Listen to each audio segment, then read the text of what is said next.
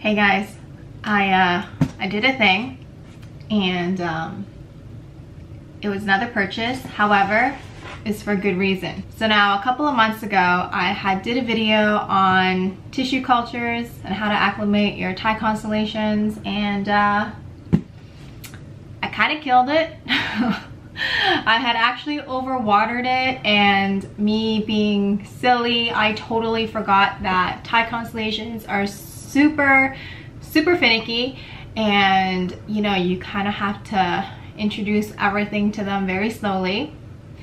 And they were rooting quite well, to be honest with you. It actually gave me a couple of leaves, and then I overwatered it, and then they just all died. So there was no coming back from that. Anyways, so my thing is, in this box, I bought some replacements. Now, they're not as big as the first ones, but they will do. So I actually have 4. This one's actually kind of cute. I don't know if you can see that. It's putting off a leaf right now. So like I said, I actually have 4 in here, and you know, do it for do it for the content, I guess. And you know what, I'm actually not going to put it in soil this time. I'm gonna put it in orchiata and pons. So this is what we're gonna work with today, simply because I'm terrified of having another root rot fiasco, and I'm sure a lot of people really want updates on the Thai constellations, and I'm really sorry I can't do that for you because I killed it. So these are the replacements, and you know what, give me a follow on Instagram because I will do weekly updates for you guys as like a new series, I guess. I don't know, but in any case, follow me on Instagram. I will do weekly updates on the Thai constellations, and let's just get right into this video. All right, so these Thai constellations were imported in from Thailand, and they look pretty good. This one kind of broke during travel, but it's gonna be okay. Yeah, it's fine. I've actually had these growing upstairs for quite a bit now. I just hadn't had the time to actually transfer them, simply because I've been kind of busy. However, this one right here, I question if it's actually a Thai constellation just because of the variegation. So this one, I feel like she mistakenly given me a Monstera albo. Like, I know it's labeled Thai constellation, but look at how splashy the variegation is. So I've noticed that this one constantly would put off like a really white leaf, and then it would just obviously die.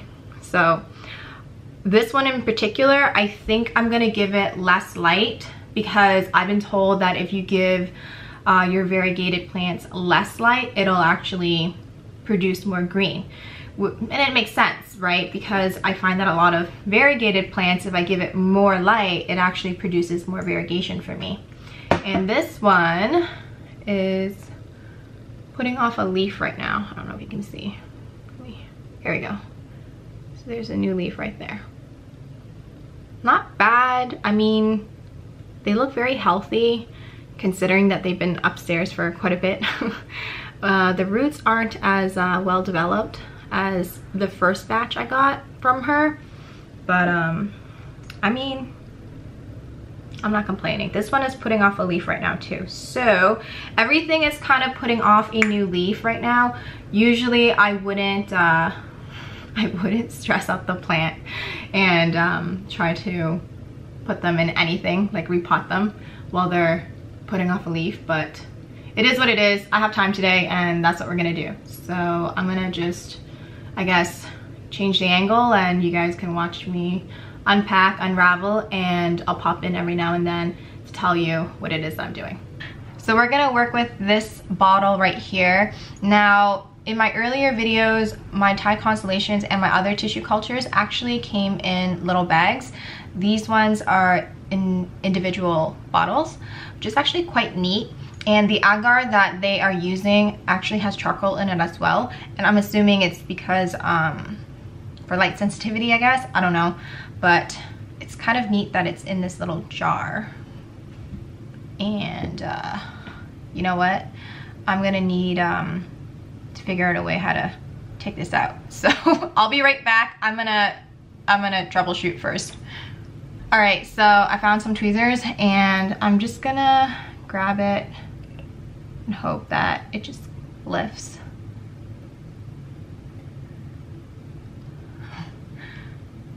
It's actually kind of scary, to be honest. All right, so here's the first one. Like I said, some of it has already started to, you know, wilt off. Like you can see that this was a very white leaf, and so is this one. So I'm gonna go ahead and just remove them because don't need them. And I'm just gonna get rid of this one too. All right, so.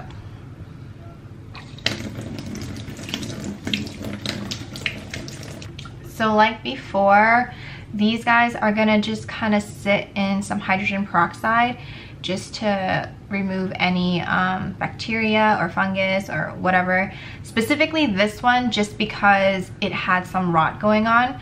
And then I'm gonna just try to clean it off as best as I can, and then I'm gonna just pot them all up. So I guess we can just fast forward this next section.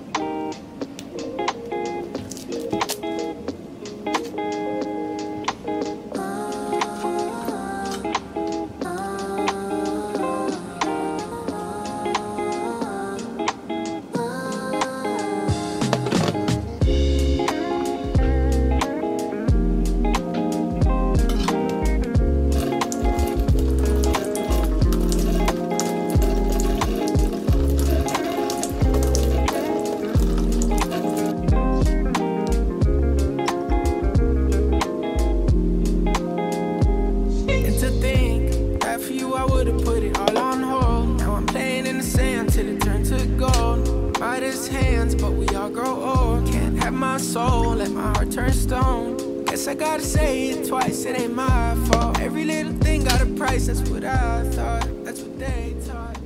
So as you can see, I went ahead and added some HB 101. Now, prior to adding HB 101, I did add some hydrogen peroxide, and I just let it soak for a little bit, just to clean up any debris. Now, I did try to do my best to remove all the agar and the charcoal off of this, because, you know, agar is like a breeding ground for bacteria and fungus to grow, because it's like a whole lot of sugar and, you know, all the good stuff that bacteria likes. So now the reason why you want to remove all of that from your plantlets is because when you transfer it to its new media, it's not guaranteed that it's sterile. Like, this is not 100% clean, you know? So I'm trying to do my due diligence and clean off as much as I can, but you know, we're just gonna have to keep an eye out for root rot or fungus or whatever else Thai constellations like to throw at us, because they're super finicky like that. So I'm gonna just let this soak for a little bit. So while it soaks, I can talk about this mixture right here. Now, I personally prefer to work with the Chusa pons, specifically for this scenario, because I feel like when I want to transfer it over to soil, it'll acclimate a little bit better because it has some substance in here that it's familiar with, such as the orchiata. So I added some orchiata in here just to retain a little bit more moisture, because I'm still gonna put it in this little greenhouse situation right here. Now, previously I had used a like one of those single domes, and that was just because the roots on the Thai constellation was a lot bigger. These roots are very small, so I'm just gonna put them into here. I'll link it down below for you if you're curious as to, I don't know, pick them up, I guess. But yeah, so I went ahead and I had already rinsed and soaked these, so I think it's time to just kind of pot them up. So that actually took longer than I had anticipated. It was actually quite finicky because I had to make sure that the lid can actually fit over without disrupting the foliage. But anyways, here we are. This is the finished product. Now I am going to check on these every other day. I usually don't, but because they're Thai constellations and they're super finicky, I've already had them die on me once. We're not going through that again.